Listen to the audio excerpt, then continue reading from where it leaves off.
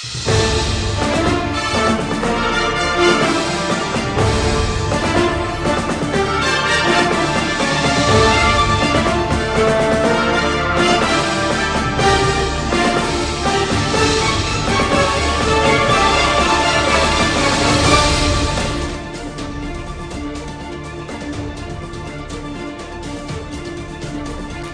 the news, President Buhari meets Southeast leaders in Imo State.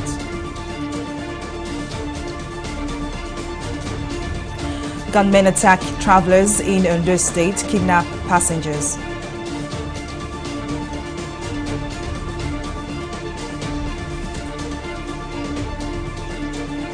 And Lagos State Assembly passes VAT anti-grazing bills.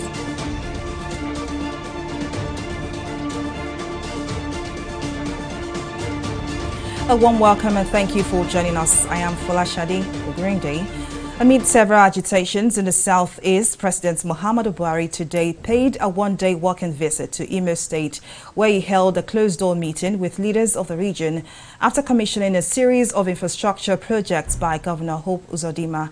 At the meeting, the southeast leaders, led by the president of Ohanese, Indigbo George Obiozo, demanded inclusive governance, which they say would help to end the issues of agitations in the zone. Meanwhile, the President Buhari, while commissioning the Egbeda-Onitsha bypass road in Owerri, said he is impressed with the level of development in Imo State. On his part, Governor Uzodinma urged the president to deal permanently with the issues of insecurity and flooding, which is ravaging Owerri, the state capital. The National Executive Committee of the Opposition People's Democratic Party, PDP, held its 93rd NEC meeting at the party's National Secretariat in Abuja amid uncertainty over the zoning of top party positions and presidential tickets ahead of 2023. A briefing journalists after the meeting, PDP's National Publicity Secretary, Kola Ologbodinyo, who acknowledged the crisis rocking the party, announced the appointment of the party's convention planning officials as well as zoning committee.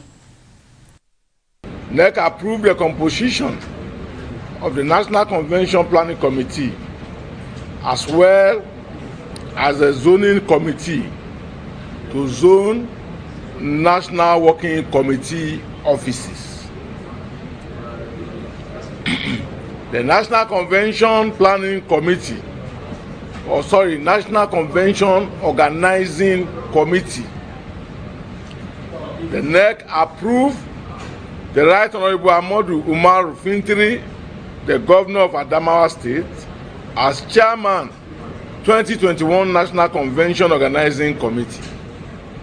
Senator Doye Diri, the Governor of Bayelsa State, is the Deputy Chairman of the committee, while Engineer Seyi Makinde, the Governor of Oyo State, is to serve as committee's secretary. NEC received a report of the Senator David Mark Committee, which is intervening in certain issues relating to the leadership challenges in our party. The David Mark Committee assures that efforts are on to resolve all court matters. Convention day remains October 30-31. Despite public concerns on the safety of the 5G network, the federal government has approved a national policy on 5G spectrum for Nigeria's digital economy. The Minister of Communications and Digital Economy, Issa Pantami, disclosed this while briefing State House correspondents in Abuja. The 5G network, which was first tested in 2020, is set to revitalize Nigeria's telecommunications sector. Details in this report. 7 years after Nigeria adopted the 4G LTE coverage spectrum in 2014, the government says the country is ready for an upgrade. To this effect, the federal government has given the green light to telecommunications companies to commence the process of deploying 5G spectrum in its service delivery. The Minister of Communications, Issa Pantami, says the decision is born out of the need to open Nigeria to the numerous benefits the 5G spectrum has to offer. We can say it will open many opportunities economically, academically, educationally, and even in health sector. And it will also support our security institutions, particularly in areas where they need high quality services. So these are some of the benefits to be anticipated when 5th generation or 5G is deployed in Nigeria. From conspiracy theories to genuine concerns about health risks, the 5G network is currently one of the most controversial subjects of discussion in Nigeria's telecom sector and tech space. But the Minister of Communications says there is no cause for alarm. International Telecommunications Union, that is ITU, which is an arm of the United Nations, and also World Health Organization, that is WHO, which is another arm of the United Nations. Both of them confirm that there is no any adverse health effect of 5G, and it has not been proven to be any harmful to our health. Most importantly, even its frequency and radiation is even lower than that of 4G and even lower than the televisions and microwave we have at home. Experts say the benefits of the 5G network far outweighs any possible disadvantages, adding that Nigeria must take up all benefits that the 5G spectrum has to offer. Nigeria, being the largest telecommunication market in Africa, cannot afford to be left behind. We already have 3 countries that are ahead of us in this space. So let's push this conspiracy theory aside. It's like as if you're saying that electricity should not be invented. So unless you want to go back to the dark ages, let's put that aside. So 5G is here to stay. What we need to do is to actually recognize that we as a country needs to utilize and leverage the technology to its maximum benefit. The 5G network is set to drive global growth, enabling a new kind of network that is designed to connect everyone and everything together, including machines. And this very interconnectivity is what many critics have described as the many odds of this new spectrum. Folashade Ogurinde, TV360 News. Armed men have abducted an unspecified number of travelers along the Idoani-Ifira axis of Ondo State. The 18-passenger bus was reportedly en route to Lagos when it was attacked on the field portion of the road in Akoko Southeast local government area of the state. According to reports, the gunmen shot periodically, causing panic among the passengers. Confirming the incident, the divisional police officer for Ishua Akoko, Akim Sadiq, said the anti-kidnapping unit is already working with sister agencies to ensure that the travelers were rescued unhurt. As Nigeria joins in the celebration of the International Day to protect education from attacks, the United Nations Children's Fund, UNICEF, has said about 2,295 teachers have been killed in the last 11 years as a result of violent attacks on education in Nigeria's northeast region. In an interview on Thursday, UNICEF Chief of Maiduguri Field Office in Borno State, Foyong Nguyen, decried the high rate of out-of-school children in Nigeria, saying it poses a great threat to the economic well-being of the country. The UNICEF chief said based on the humanitarian needs overview of 2021, an estimated 52% of the school-aged children have never attended school, and the annual dropout rate for children in the northeast is the highest in Nigeria. Despite mounting pressure to maintain past contributions to the nation's GDP growth, the Nigerian Communications Commission (NCC) said it is prioritizing security over economic benefits. The Minister of Communications and Digital Economy, Issa Pantami, made the disclosure during the official launch of NCC's Strategic Vision Plan 2021 to 2025 in Abuja. This comes after heightened calls from the President Muhammadu Buhari-led administration to find lasting solutions to rising insecurity in the country. This next report has the details. For more than a decade now, Nigeria has invested huge resources to battle Boko Haram insurgents and in more recent years, bandits. The fight has not only claimed the lives of both civilians and troops, but it has also depleted scarce resources. To this end, strategic agencies of government have deployed tactics on how to help the fight against all forms of criminality. Here at the official launch of the Nigeria Communications Commission's Strategic Vision Plan for between 2021 and 2025, the Minister of Communications and Digital Economy, Issa Pantami, says the Commission has, through some of its policies, prioritized security of lives and properties over making economic gains.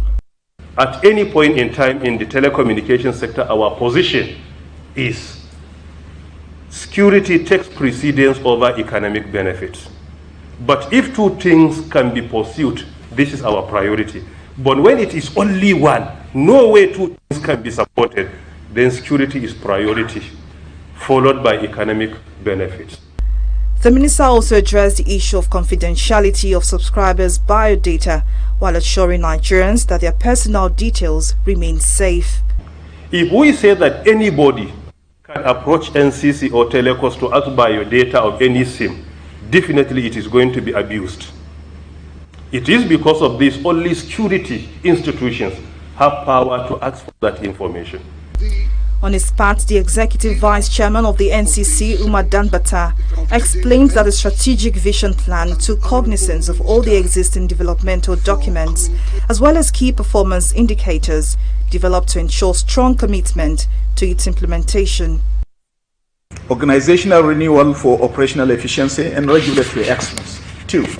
Facilitating the provision of infrastructure for a digital economy that will foster national development. This is in tandem with the NDAPS, the Nigeria Digital Economy Policy and Strategy for a Digital Nigeria.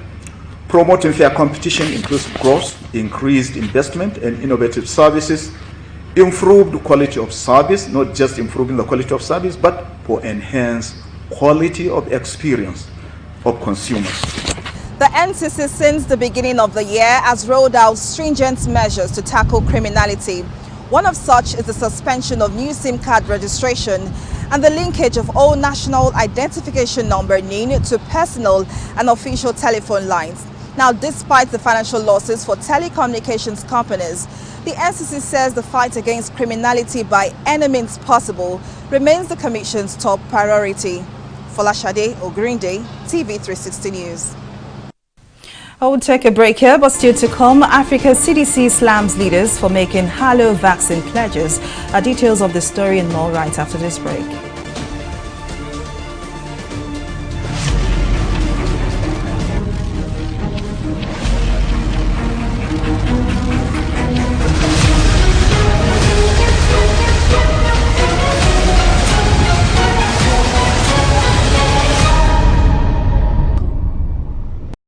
CDC slams leaders for making Halo vaccine pledges. Details of the story and more right after this break.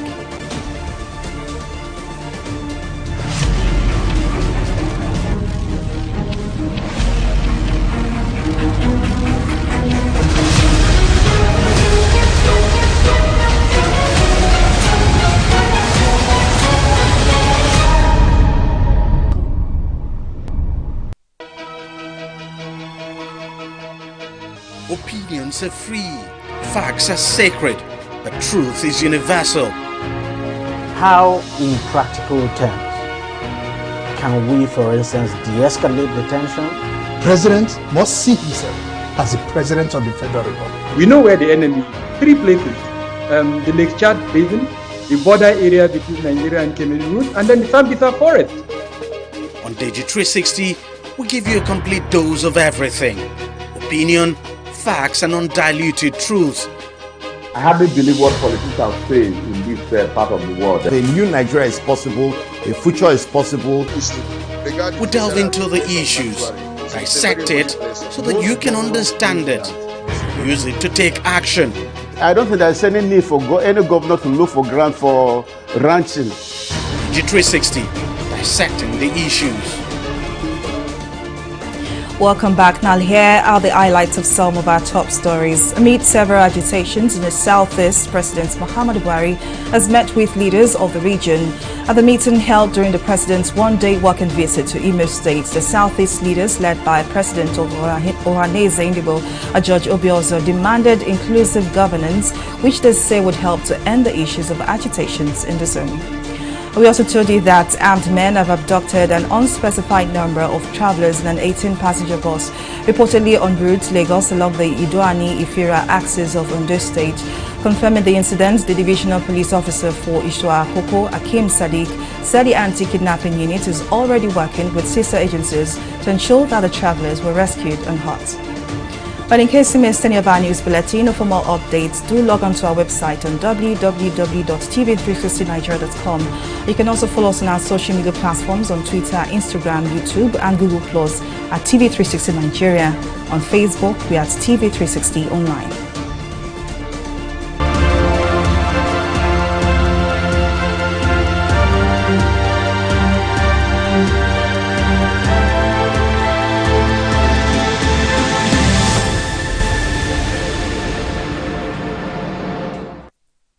In the last 3 years, we have built a multi-purpose center, which is the envy of all in our constituency.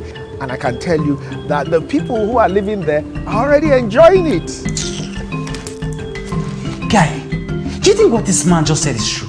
See, I seriously doubt. I'm sure it's one of those their silly lies. And wait, do you know there's a way to find out if these things he's saying is true or not?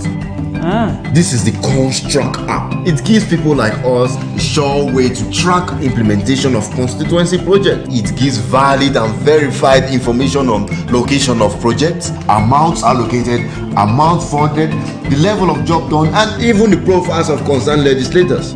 You and I can post directly on this app. Are you serious? This is the Go-To app if you want to know how our Commonwealth is being expanded by the government. Wow. Let's even see if what this man said is true. Show me. The Construct app is developed by Other People Nigeria with support from USAID and is available on both Google Play Store and Apple Store. And it's true. Of course, I told you. The Africa Centers for Disease Control and Prevention has accused world leaders of falling short in their pledge to share coronavirus vaccines with poorer nations. Head of Africa CDC John Ikegasong in a press briefing said more than 40 countries are experiencing a third wave of infection and 6 are grappling with their fourth as a result of leaders politicizing the pandemic by making statements and not following through with firm commitments. Africa is facing a COVID-19 resurgence as it lags in the global vaccination drive, with just 3.18% of its 1.3 billion population fully inoculated.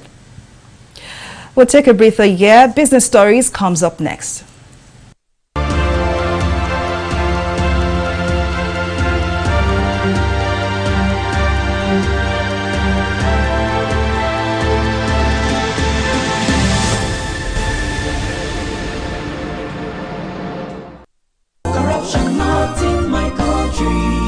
It's about the files your secretary presented to me regarding the company's salary. Yes, the figures don't seem to add up. I suspect there's some form of a discrepancy. Precisely, sir. Keep the figures that way.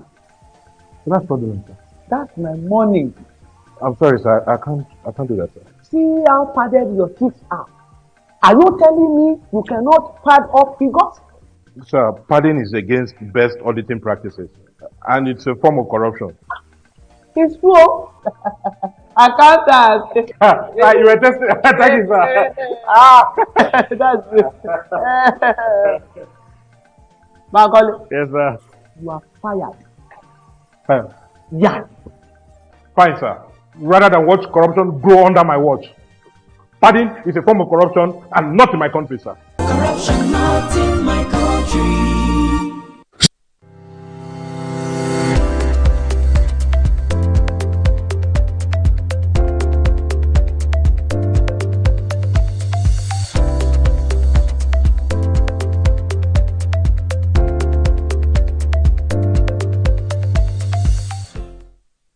Welcome back. Well, Oyin Adekule joins us now for business news and stock market review. Over to you, Oyin. Thank you very much, Folashade, and welcome to Business News. Now, as controversies over the collection of value-added tax, VAT, deepens, the Lagos State House of Assembly has passed the value-added tax bill, which prevents the Federal Inland Revenue Service, FIRS, from collecting the tax in Lagos. The Assembly also lamented low monthly allocation from VAT to the state by the federal government, despite huge collection from the state. After passing the bill, which will now be transmitted to Governor Babajide Sanwo-Olu for assent, the lawmakers said the move will result in higher revenue for Lagos State. Meanwhile, the FIRS has clarified how it administers VAT in the country, insisting that no subnational government is allowed to take over its duties. Assuming a business person bought an item, let's say in Osun State, and paid VAT, and takes the goods to, let's say, Sokoto State to sell. By the operation of the input-output mechanism, this business person will deduct the input tax paid in Osun State from the output tax charged in Sokoto State and remit any difference to the relevant tax authority. In this case, because there is a single tax authority handling VAT, it is the same authority that received the VAT in Osun State that will receive the additional VAT payable in Sokoto State. And so it is easy to work out the input-output mechanism, and there is no issue of the business person being changed. There is no issue of consumers having to pay VAT more than once. There are three very important avenues that VAT accrue, and very significant. One is VAT on imported items, which is collected at the port of entry. As of today, there's no single state government that controls any port in Nigeria, which is why it becomes a lot easier for the FRS, being a federal government institution, to administer VAT at the port. We'll take a break here and return with Stock Market Review. Please stay with us.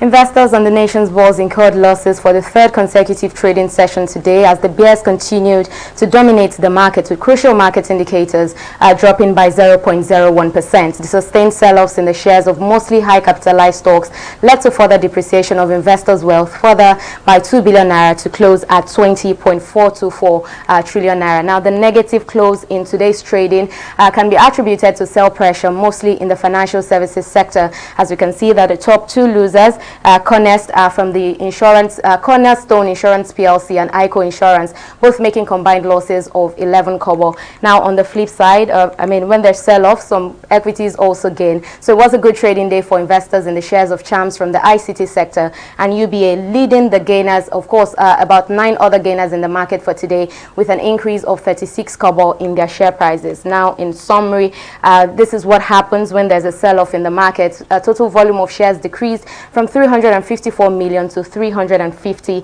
million naira today, and that's valued at 3.347 billion naira, which exchanged hands, of course, in 3,523 deals. Now, as the Nigerian stock market expects the comeback of the bulls, let's now see what's happening in the foreign markets. Of course, the London stocks, FTSE and Nikkei Asian stocks, are trading in the reds, while for Dow Jones in the US, the market is trading positive at 0.0092%. And that's all on Stock Market Review. It's back to you now, Falashade, for the rest of the news. Well, thank you very much, Oyin, for that update. On the foreign scene, Ugandan President Yoweri Museveni has threatened to withdraw the country's troops from the African Union's peacekeeping mission in Somalia. Museveni issued the warning following an escalating dispute between Somalia's president and Prime Minister. President Museveni made a similar threat in 2011 to push Somali leaders to resolve their differences. Somalia's president and Prime Minister have been in a standoff since Monday over the Prime Minister's suspension of the country's National Intelligence and Security Agency. But up next is Entertainment Report.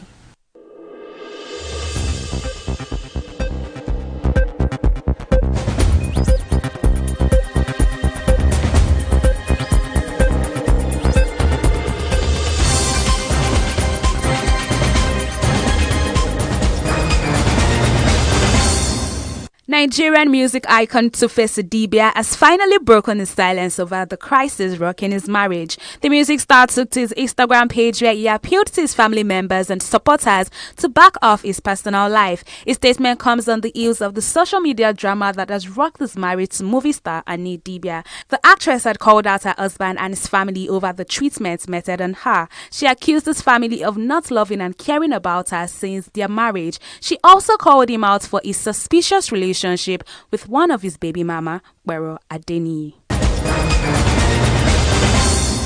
Former music partners Obi Franklin and Afropop singer Iyaya have reconciled after 5 years. The singer would just bash the political appointment, and Obi Franklin announced the news of their reconciliation on their verified Instagram pages with the same caption. Recall that the duo went separate ways in 2015 amid several controversies which resulted in public spat in 2019. Nigerian singer Brimo has released 2 surprise albums, Esson and Amatan and Rain, with the concept of 9 tracks respectively. This follows Libel EP's response to accusations of sexual harassment. The song contains 9 tracks each of alternative, R&B, sentimental ballad and folk genre. Produced by Mickey Me, Bigfoot in Your Face, Esson in English means revenge, while Amatan and Rain is a symbolism of transition from insufficiency to sufficiency. Both albums explore heartbreak and healing. The 35-year-old Nigerian singer, songwriter and author is also said to host Organized Chaos on October 1st, 2021. And that is all that we have for you on the entertainment segment of News Now.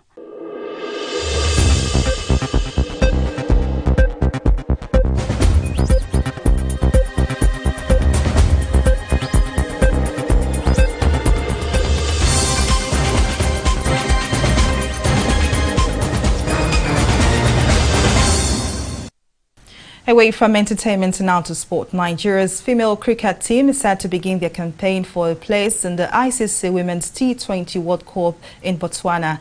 Nigeria is grouped with Namibia, Cameroon, Uganda and Sierra Leone in Group B of the ICC Africa Qualifying Series, and we tackle Sierra Leone in the opening round. Nigeria will play Namibia and Uganda on Friday and Saturday before taking a rest on Sunday and resume on Monday to tackle Cameroon. In the final group game, the overall winner of the tournament will pick the sole ticket for the continent.